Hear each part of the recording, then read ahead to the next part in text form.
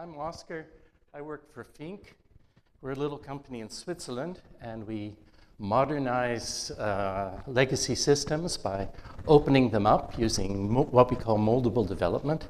And the idea is that we want to expose the internal domain models so that they become explainable. So you can really talk to the system live and answer your questions as a developer. And one of the things that we discovered recently is that we can apply this to debuggers as well.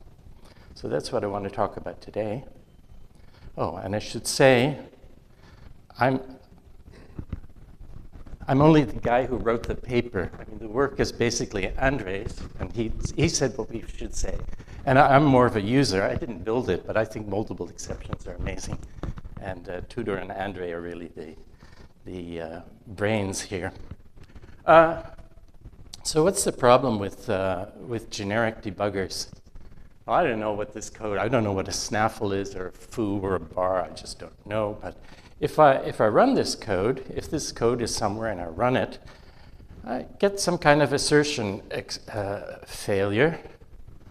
And I get into this debugger, and the debugger looks like, pretty much like any debugger you've seen. You've got this stack, and you can look at the stack frames and so on and say, okay, I failed here. Luckily, the actual problem is at the top of the stack, in the present, not in the past, so I'm lucky here. But what the heck is going on here? I don't know. So there's an assertion that fails. I can inspect this guy. Okay, that's a bunch of text. And this is a bunch of text too. But why did it fail? I have no idea. I can maybe open up a code bubble and see what's going on in here and really see, I just see these strings here. So I don't know what's going on. So the debugger isn't really helping me much figure out what's going on here. Well, I mean, one of the things you say, well, that's an assert, and the assertion is an equality, so maybe I should use assert equals. That would be better. And actually, we can leverage this because we know something about what's going on. In the domain, we know that when there's an equality failure, there's something interesting going on here. And we can see that here. Let's dive in. And now we get something a little bit more interesting. I mean, usually when you have an assert equals failing, you'll get a little bit of an explanation. This was not equal to that. But here we can actually see, well, where are the differences? Now we understand something. So we're in a particular context. In the program, we get an assertion failure, and we know that we have some knowledge about what's wrong. So why not communicate that to the developer instead of plunking the developer into a completely generic view that it's relatively useless? Okay, that's one example. Here's another. Here's some code that we want to create a file reference and create a directory, and that's failing too. Directory does not exist. And, well, now we get some more useful information. It's showing us where exactly the failure has occurred, and it's even offering us a choice of something to do to fix the problem. Isn't that cool? The regular debugger view is still there. We get the stack view if we want it anytime. We can flip back and forth. And so we have, on the one hand, we can get more information, we get multiple views associated with our exceptions, and we can get fixes, which are intelligent.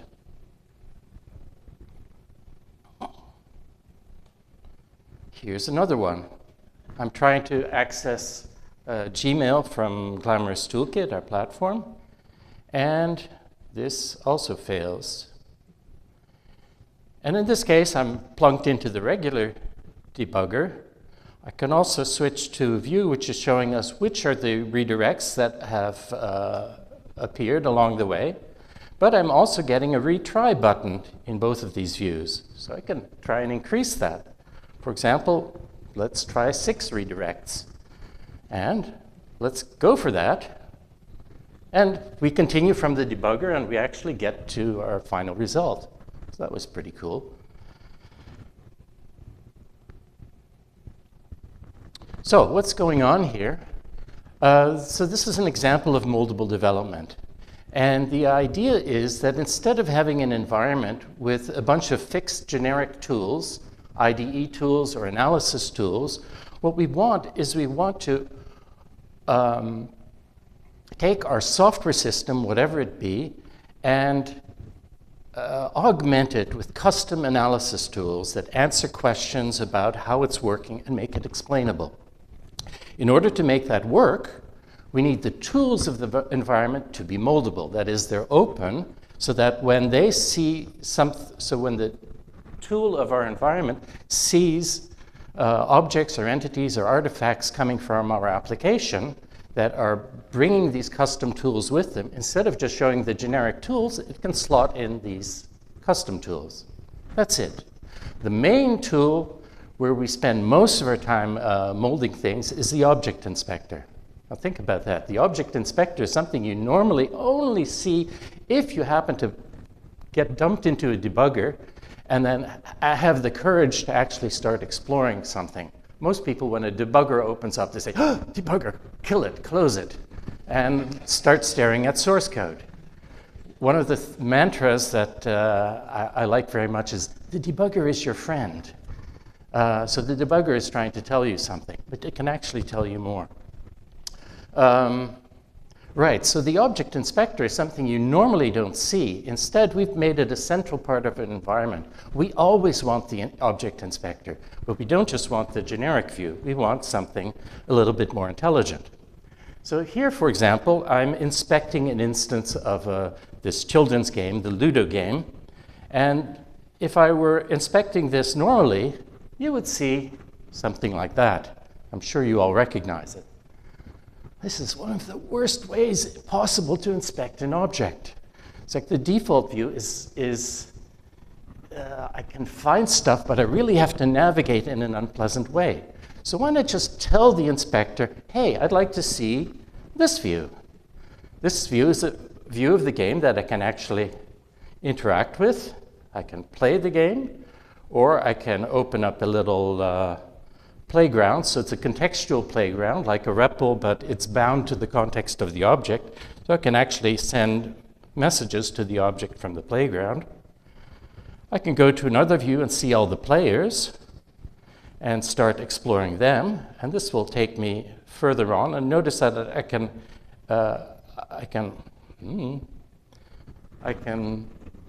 navigate in a much more pleasant way than with an ordinary tree view. What's kind of cool is I even have a moves view, which allows me to step through and see what the moves of the game were in the past. So I get a kind of a back-in-time debugger for the game for free. What are these things? Well, you say custom tools for every possible question. Oh, that's going to be so expensive. Nobody's going to do that. Well, a fundamental principle is that these tools should be cheap. So all it is a method that you add to your domain object, and you add a little pragma. In this case, it's called GTView. It's like an annotation in Java that says, hey, this is a view. So when the tool sees it, it'll slot it in. Just like when you say a method is a test, then the test runner will see it and say, oh, I recognize this. This is a test. It's the same principle. And all we have is a very tiny little internal DSL for building, in this case, a columned list with a title, which is moves, and a bunch of columns, and the objects that we're going to list are the moves of the game. So it's a super simple, tiny little DSL. On average, views take about 12 lines of code. So we have thousands of views in Clamor's toolkit itself, and they're all pretty small. Some are obviously much bigger.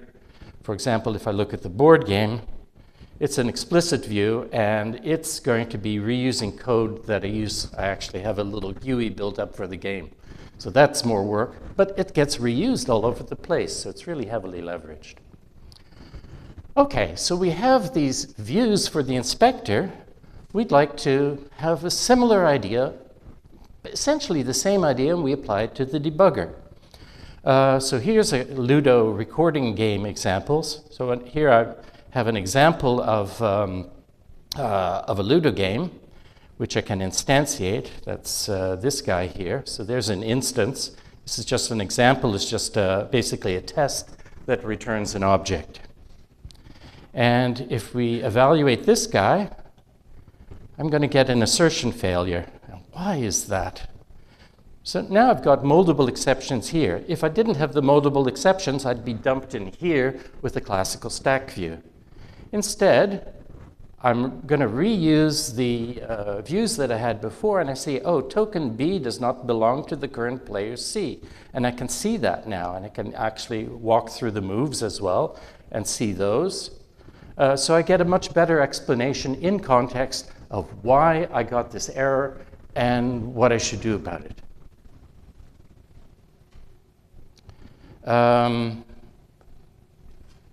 Right, so the specification, if I look here, I can actually inspect the exception itself. There's the exception object. And really, the view that I have here, it's the same view. So this is the specification of the view. Notice it's a GT view. That's a view for an inspector. But it's also an exception view, and that's a view for the debugger. Exactly the same view I'm reusing in the debugger. So when I option click on it here and see its source code, I get exactly the same method. And it's a method of the exception object itself. Why the exception? Because the exception has the context. Literally, when I mean the context, it's the execution context. So I can do stuff with that in the debugger. Time looks good. Actions are pretty much the same. No big difference here. Here, if I inspect this guy, so if I go into the debugger here, I get a retry action. If I option click on that, it's also a little bit more code, but notice it's specified as an exception action and a stack action. Stack action appears here in the regular debugger, and the exception action appears here in my moldable view. So that's why the same button appears in two places. So I'm reusing that as well. The code is mostly boilerplate code. So it says it's a drop down, and I got some boilerplate code to do the actual drop down. And finally, in the end here, I'm basically just redoing the action with the new count, the new number of redirects that I want to allow. So it's a little bit more complicated code, but not much more. What else did I want to show you? Yes. You can also inspect the debugging sessions. So there's something I'll show you. The debugging sessions can be configured in different ways. Notice the previous example, when I had the exception, I popped immediately into the specialized view, whereas when I opened this guy, I got into the stack view. So there's actually a configuration here. And what the debugger is going to do when it sees an object, it's going to look through a stack, or looks through the list of possible exceptions that there are, and sees if there's something, if there's a custom tool to slot in. And in this case, it does. Let me move. No, this one is fine. So if I inspect the exception and look at the meta view, here we see the actual methods that are implementing the specialized behavior. And in particular, here's a thing called the debugger specification. So this configures how the debugger is supposed to behave. So whereas the previous example was available automatically, this one is not. So this is the only thing I have to say don't go to the specialized view, show me the stacked view instead. And this guy is just an object which, here we go. Let's browse that guy. So this is a class for debugger exception specifications, and in the class comment, it's telling you about all the things that you can configure. Too much information, I'm sure. Just to tell you, it's not just a question of specifying views and actions, but you can also configure in a little bit finer detail how the debugger is going to behave.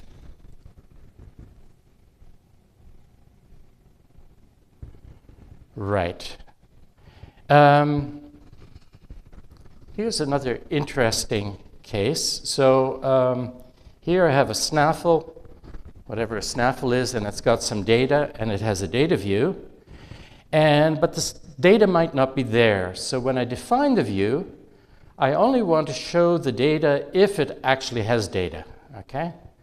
And I actually made a mistake in that code. So here we create a snaffle that doesn't have any data. And when we inspect that, I get an error. But what is this error? So let's go into the debugger. And the debugger is telling us, you made a coding mistake. And it's such a common coding mistake, we're going to tell you about it, and we're even going to make it possible for you to fix it. So the problem was, in the case where there is no data, a view is kind of a factory. So instead of saying just returning a view, what I should do is return an empty view. And there's even a fix-it that says, oh, you don't even have to type this code. Let's just generate it for you. So now if we do that and go back and execute this code, then it will behave properly. So instead of getting an error, I get an empty view. So it doesn't even appear in the list of views in this particular case.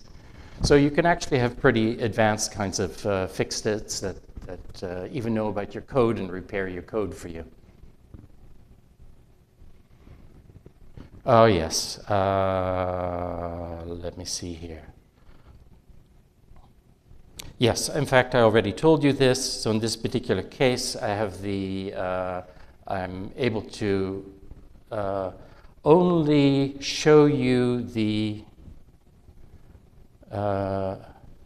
code of an assert equals failure in case, so this is specified in the debugger specification, if the types are comparable, so in certain situations. So once again, the views can be conditional depending on what happens in the exception. So you don't want to throw up a view that's actually broken and useless in certain situations. So here, because I'm comparing strings, I know strings, I can really show you this nice view, so I'll do that. But if you compare two instances of a Ludo game, it wouldn't know how to display the differences for you, so it's not going to do that. And the other one I already showed you is suppressing the automatic debugger view. So when we jump into this exception, instead of getting the list of exceptions, we go into the stack view. I already showed you that. So, summing up, the problem with generic debuggers is that they don't understand your domain. Exceptions, we can have them trigger custom debugger views. And actually, customizing a Moldable debugger can be easy. To give you some context, Andrei, who came up with the Moldable debuggers in his PhD thesis some 7 or 8 years ago, he also worked on Moldable debuggers, but there, configuring a Moldable debugger was much, much more complicated. It could do a lot more things, but it was much harder to add, to configure a debugger to do something special. And with Moldable exceptions, it can do a little bit less, but it's super, super easy to add extra behavior. The paper is available in the proceedings, of course, but everything is in gtoolkit in our open source platform. You can download it from gtoolkit.com, and you'll find in there documentation about Moldable exceptions as well. And just for fun, this page is a little slower to load. There we go. So we eat our own dog food. So this is a tree map of gtoolkit itself. All of the blue things are classes and packages where we have at least one custom view, and often many of them. We have over 3,000 views in the system. And the green things are where we also have examples. So these are tests that return objects. If I showed you a picture of how many Moldable exceptions there are, you won't see very much yet, because this is really new and we're learning how to use them ourselves. We only have about 30 examples yet in the system that we're using, but we really want to leverage this a lot more in the future. Okay, thanks very much.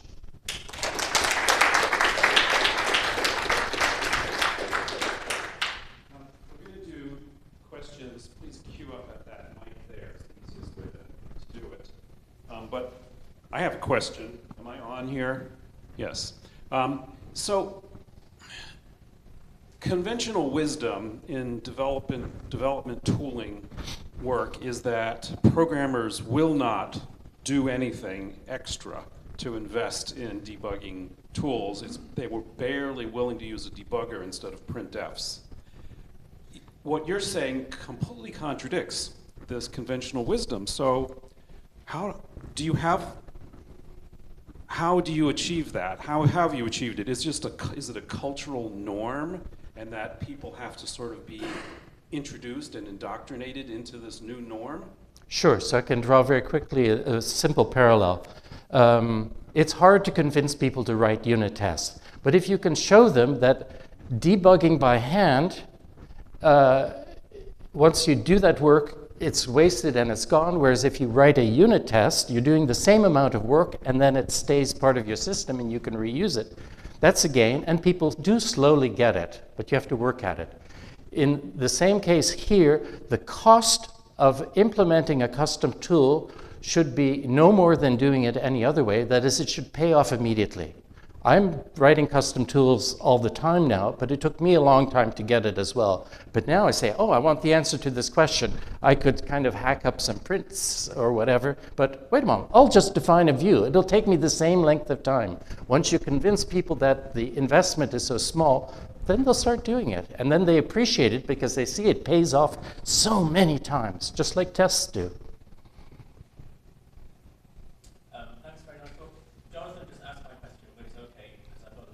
Great. Get the mic on, please.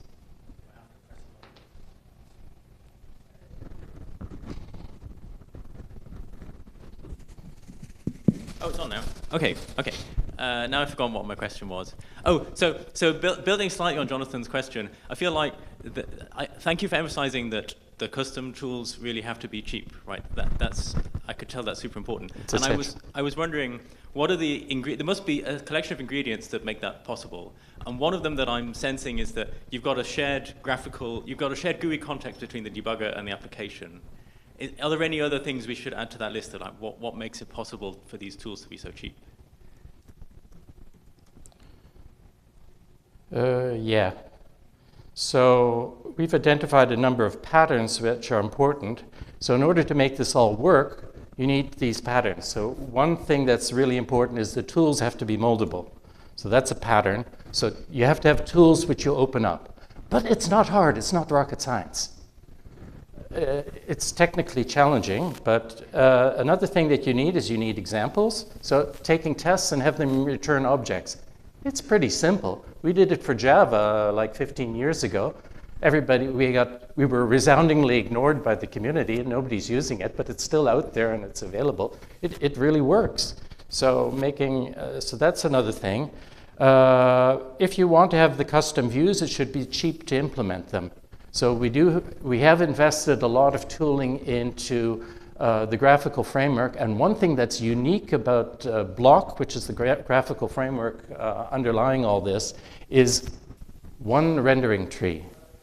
So that means everything from a character to a graphic that you generate to a tool is all the same. And that's why in the slideshow, I could embed all of this stuff. You can't do that easily in other environments. And there are a few other things like that you had to invest up front, which is painful. But you know, the whole moldable development stuff, you can do it in different ways. It doesn't depend particularly on our platform. Just the idea of being able to mold these tools, you can apply it in different ways. So the work done by Philippa, for example, and colleagues in Clerk, they're applying these ideas in Clojure as well. I'm not saying they take all of the ideas, but they find the ones that are useful. And the principle of moldable development, it works. Thanks.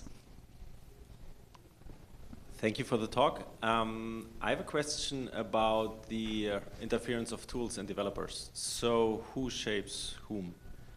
Who shapes whom? So who shapes whom? I'm thinking about accidental complexity and refactoring. And so the decision could be to improve your architecture to make the default tools look better, or hide complexity with new tools.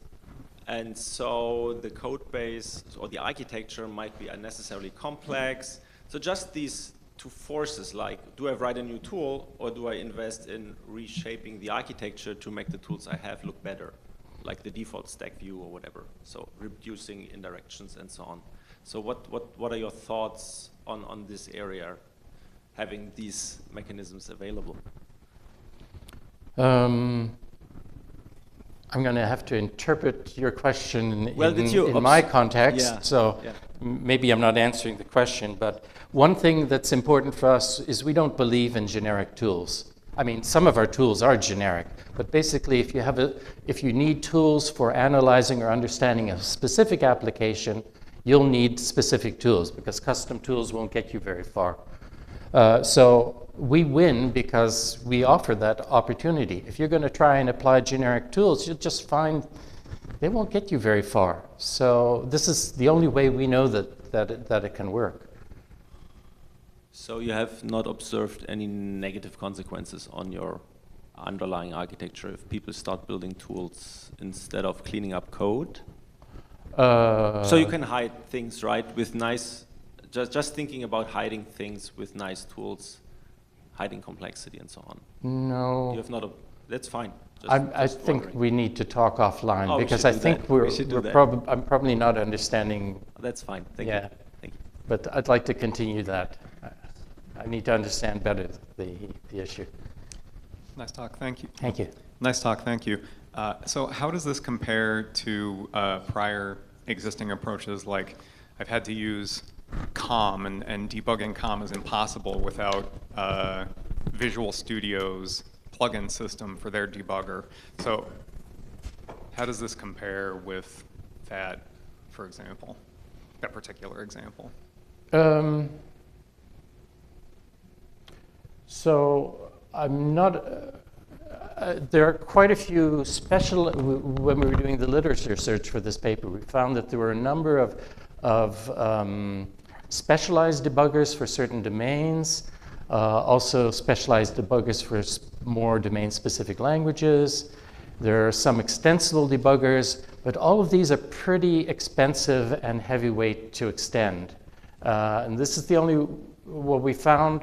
I mean, it was kind of a revelation that it was so simple, that this approach really gets you very far with minimum effort.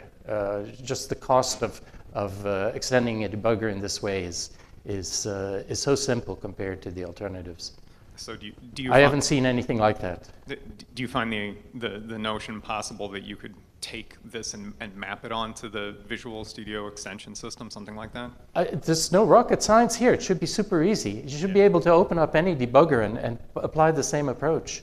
It's just a few hooks. Yeah. I think anybody who's developing tools like this should be able to take this idea and run with it. It's probably a shorter, I can't imagine it would even take a week of development effort.